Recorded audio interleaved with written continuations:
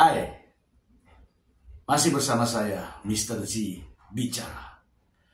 Tentu saja bicara tentang kebenaran berdasarkan fakta, data, dan realita. Teman-teman, sidang pemeriksaan setempat sudah dijalankan ya. Ada 3 tempat yang dikunjungi oleh Hakim Pengadilan Agama Jakarta Selatan. Tujuan hakim untuk datang ke lokasi atau pemeriksaan setempat adalah untuk memastikan kebenaran adanya dalil-dalil yang sudah diajukan oleh pihak Baim Bong dan juga pengacara tentunya. Apakah ada perselingkuhan? Apakah ada trauma anak? Tentu saja hakim memiliki penilaian sendiri.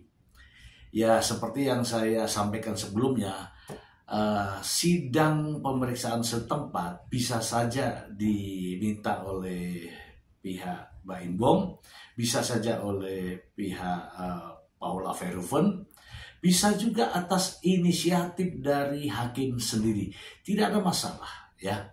Intinya adalah ingin membuktikan benar atau tidak dalil yang diajukan dalam gugatan tersebut, dan juga tentunya perkembangan terkait dengan pemeriksaan dalam proses pembuktian.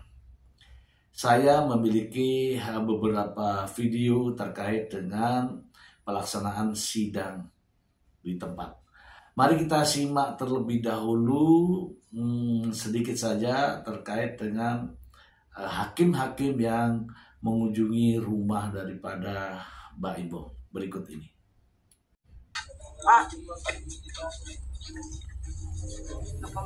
Ya, dia sudah tersari.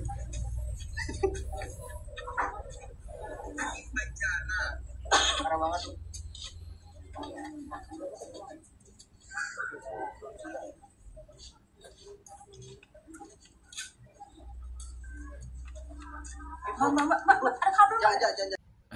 Saya juga memiliki video ya, di mana ketika Paula Verhoeven ya ingin berpamitan dan bertemu dengan Keanu dan juga Kenzo.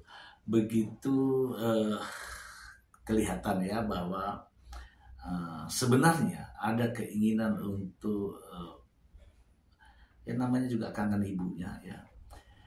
Mari kita simak liputannya. Ya, buat aja bang. Kabar dong.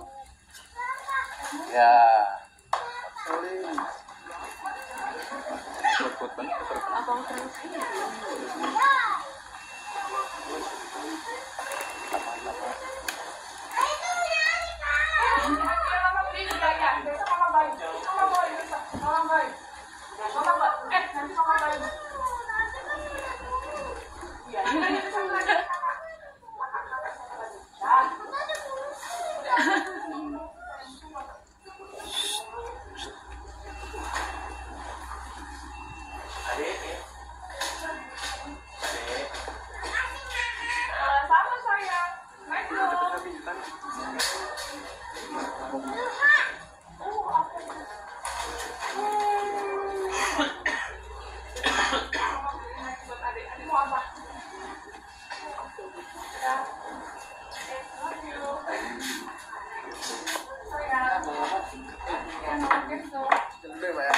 Oke, Kak Paula, gimana nih?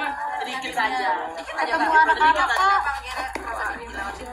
Tadi ketemu anak-anak di sini. Doain aja yang terbaik buat saya, Keanu, Kenzo, dan juga Paula kan dibilang kalau anak-anak itu kalau gue sehat daripada dapat. doain aja ya. Kakak kan sebenarnya kalau dia bakal capek, sekarang gimana sih Paula? Doain aja, insya Allah ya. Maaf ya.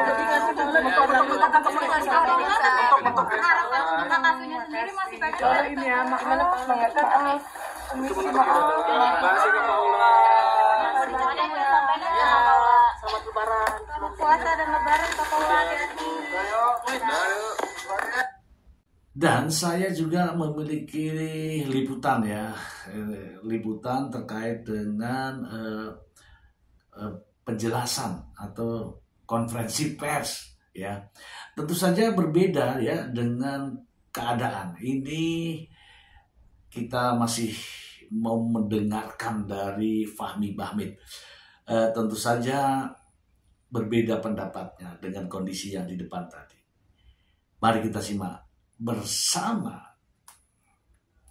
Tadi itu pemeriksaan setempat di mana atas permintaan saya selaku kuasa hukum Pak Im Wong minta supaya dilakukan pemeriksaan di tempat, di mana 3 tempat, rumah yang ada di Ozon, rumah yang ada di Delman, dan rumah yang ada di Tiger Walk.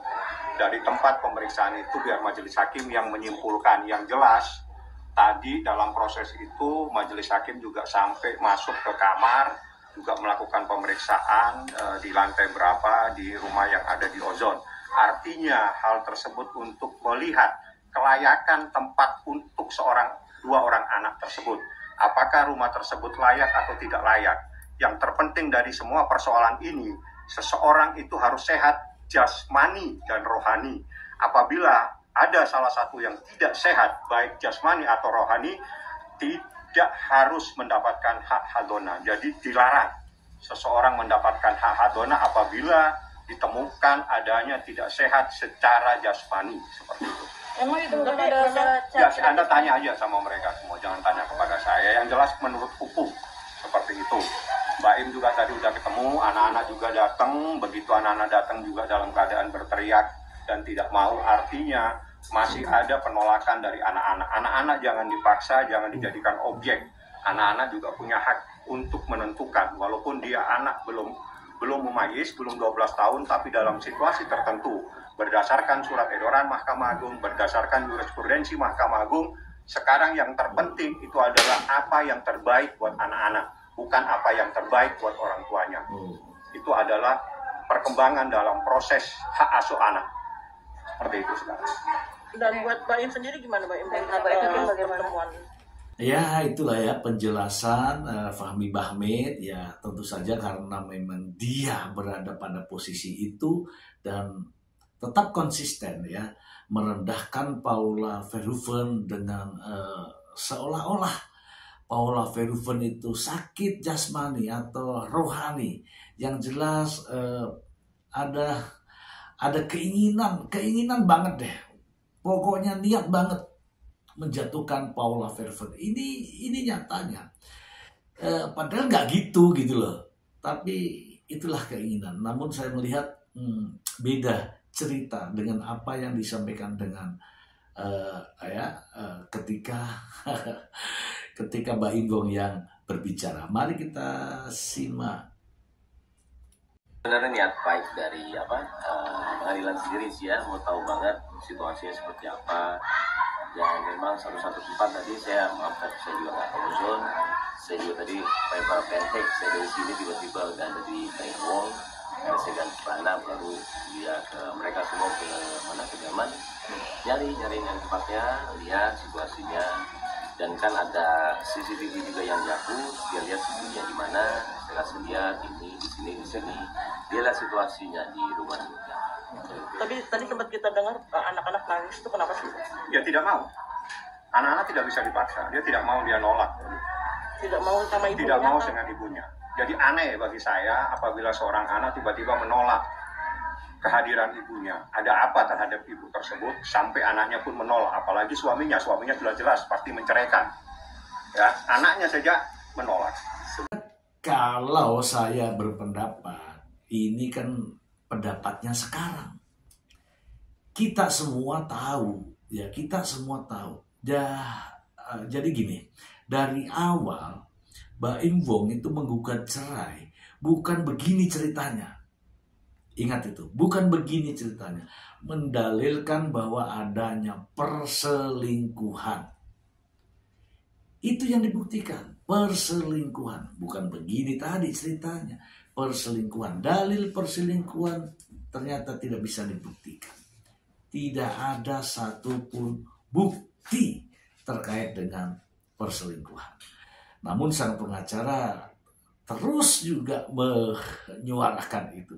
Tidak satu pun bukti terkait dengan adanya perselingkuhan.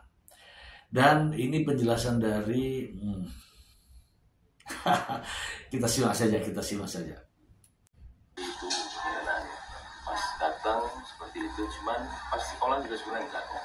Anak-anak baik, dan pas anak-anak baik datang baik, saya suruh anak-anak untuk di depan gurunya sama kita bilang Miss India, ada semuanya Miss depannya ya. Saya bilang pulang sama mama yuk. Karena kalau anaknya sudah pulang, nggak apa-apa, mau pulang sama mama nggak apa-apa. Cuman kalau tadi kondisinya kayak tadi, jangan paksa. Anak kasihan psikis anaknya. Dan saya tuh cuma sesimpel itu sebenarnya. Akhirnya kuncinya cuman bonding aja. Orang tua sama anak sampai benar-benar ini, tiap hari berapa apa, tapi jangan bilang kita yang melarang. Itu salah banget. Dan kita nggak pernah melarang sekali. Artinya kamu hak asuh ingin di kamu, tapi Paula boleh kapanpun. Ini bukan masalah hak asuh sebenarnya. Ini masalah yang terbaik buat Anak-anak saja. Ini bukan masalah hak asuh. Saya itu laki-laki. Laki-laki itu sebenarnya maunya bebas. Kalau bisa saya nggak asuh anak. Tapi lihat semuanya. Lihat, tadi datang ke rumah yang ada di Ozon, ya udahlah, dilihat seperti itu. Silakan hakim yang menyimpulkan. Juga datang ke Tiger Wong, tempat anak-anak bisa bermain dan sebagainya. Dia bilang, wah ini tempat pasti nyaman. Ya pasti nyaman anak di situ. Dan terakhir ke rumah ini. Ini sebenarnya permintaan saya sebenarnya sama pengacara mereka, sama pengadilan ketika pengadilan baru 2 kali 3 kali. Datang deh, saya bilang. Daripada saya yang beropini sendiri, kejadian seperti apa, yang satu membela, yang saya seperti bukan begitu. Datang deh. Saya tahu semua sendiri. Akhirnya mereka datang dengan niat baiknya, melihat sendiri kok. Dan bukan kita menghalangi untuk ini, enggak. Saya mengajarkan yang baik setiap hari sama lah. Tapi soal jasmani dan rohani sendiri, Dia tanya kepada yang bersangkutan. Ya, tadi sudah kita tanyakan kan tidak ada respon. Ada yang dari pihak. Kalau tidak ada respon ada 2, antara benar dan tidak benar. Yang jelas biasanya kalau tidak pasti membantah. Kalau diam ada kalanya benar. Itu logika di dalam bertanya. Ada kala kita bertanya dengan seseorang diam itu berarti membenarkan. Karena diam itu bisa dikategorikan membenarkan tentang sesuatu yang jelas. Dalam proses persidangan itu terungkap adanya seorang istri yang durhaka kepada suami, ada seseorang istri yang nuyus, ada seseorang istri yang berduaan di dalam sebuah tempat yang bukan pada tempatnya, di mana laki-laki tersebut bukan muslimnya. Menurut syariat Islam itu adalah dilarang dan itu adalah istri yang durhaka. Itu adalah fakta-fakta persidangan. Oke, nah Baim sendiri gimana Baim? Ya apapun yang dijelaskan oleh Baim Wong juga pengacaranya, begini teman-teman. Jadi kita tidak bisa melihat apa yang diucapkan sekarang, tetapi kita juga harus flashback ke belakang. Apa yang diucapkan Baim Wong, niat awalnya adalah gugat cerai dengan tuduhan perselingkuhan, ya kan? Dan menuntut hak asuh anak. Kalau di belakang-belakang ini kemudian akan menyerahkan anak kepada Paula, bonding Paula ini dan sebagainya, saya tidak tahu. Kemudian mengapa takut jejak digital anak? Nah, kenapa konferensi pers? Ya kan? Inilah yang menurut pendapat saya kontradiktif ya. Mari kita simak aja lah. Ini kan persepsi saya antara kadang-kadang lainnya. Saya sebenarnya bukan yang membantah dan dia juga bukan ini. Kita dua-dua istilahnya saling bekerja sama. Cuman kalau saya kadang-kadang sebagai ayah untuk yang terbaik. Iya, bukan gimana-gimana. Oke, artinya setelah ini apa proses? Habis ini kesimpulan, mungkin dalam bulan setelah Lebaran baru putusan. Itu aja. Iya, putusan perceraian atau putusan? Jadi satu putusannya, perceraian dan sekaligus hak asuh anak. Karena gugatannya hanya itu saja. Jadi gugatannya itu hak asuh anak dan perceraian. Jadi mohon maaf, perceraian dan hak asuh anak jadi satu. Itu satu kesatuan yang tidak bisa dipisahkan. Nanti diputuskan kedua-duanya. Tapi harta gonok ini beda lagi. Nggak ada gugatan harta gonok ini. Nggak ada. Kita nggak ada gugatan harta bersama. Dan saya tahu apa yang dilakuin, tapi saya nggak mikirin lakuin dia ya. Saya nggak mikirin. Saya fokus bukan situ. Nggak ada fokus ke situ sekali. Kalau saya orang seperti itu, aduh jangan deh. Kita malah berpatokan sama duit aja. Lebih ke anak aja.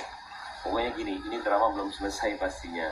Tolong juga jangan terlalu giniin saya kadang-kadang butuh ketenangan.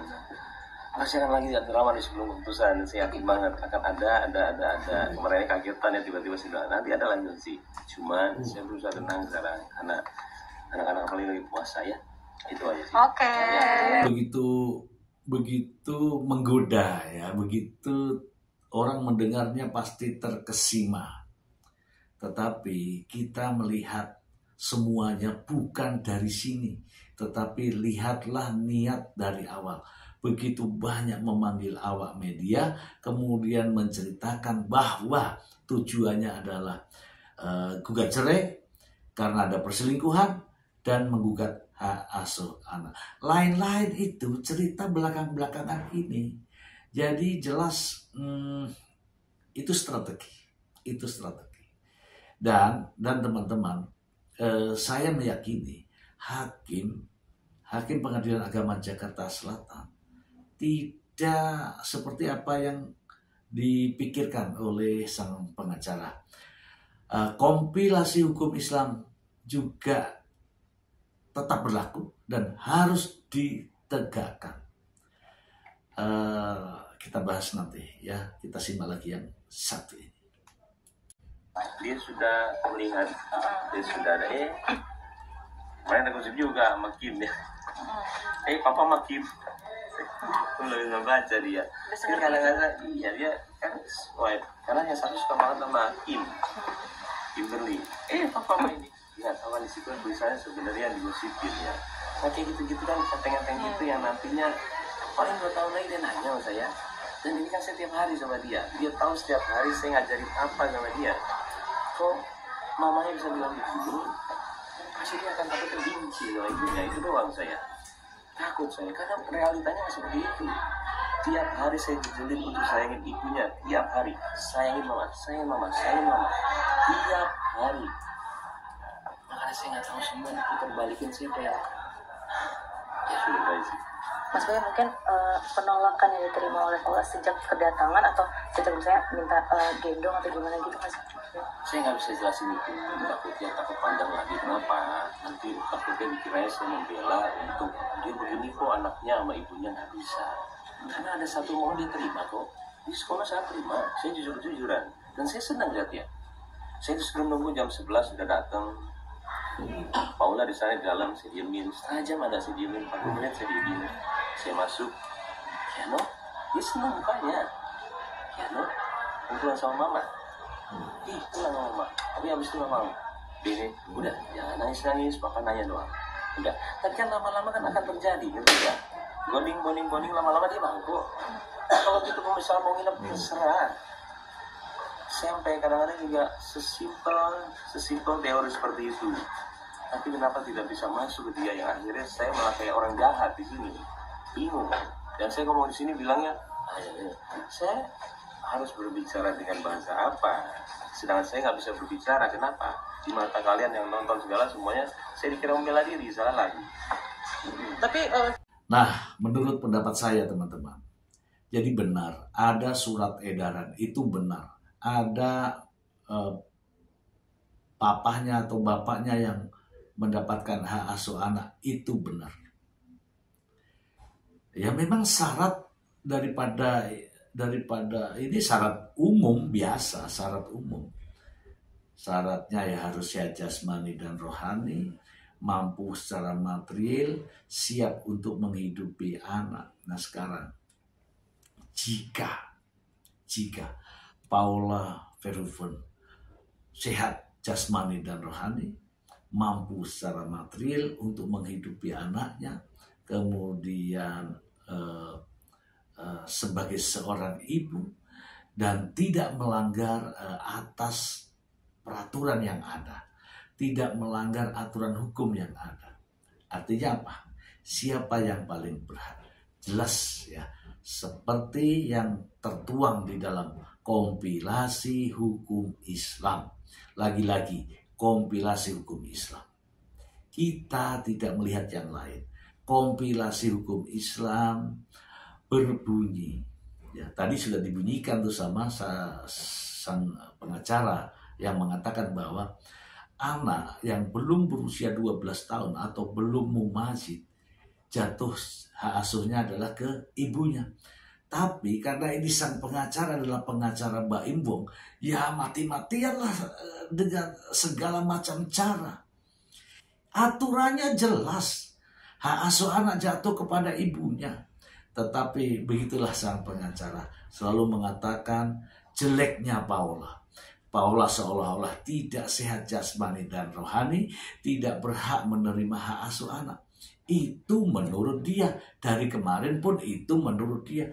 Tetapi hakim memiliki pandangan lain. Lagi-lagi hakim memiliki pandangan lain. Dan saya meyakini karena putusan hakim akan dijadikan jurisprudensi untuk seluruh pengadilan agama di Indonesia, maka hakim akan tetap berpedoman pada kompilasi hukum Islam. Anak yang masih di bawah 12 tahun akan jatuh kepada ibunya. Dan hakim sudah memiliki kesimpulan itu. Oke? Hakim memiliki kesimpulan itu. Artinya adalah putusan hak asuh anak akan diberikan kepada ibunya, Paula Verhoeven. Dan Pak Imbong memiliki kewajiban untuk memberikan nafkah pemeliharaan sampai anak-anak dewasa. Namun terkait dengan pertemuan anak boleh saja, tidak ada yang harus dominan, sama saja, namanya mengasuh anak itu sama-sama, tetapi hak asuh diberikan kepada ibunya. Semoga bermanfaat. Terima kasih.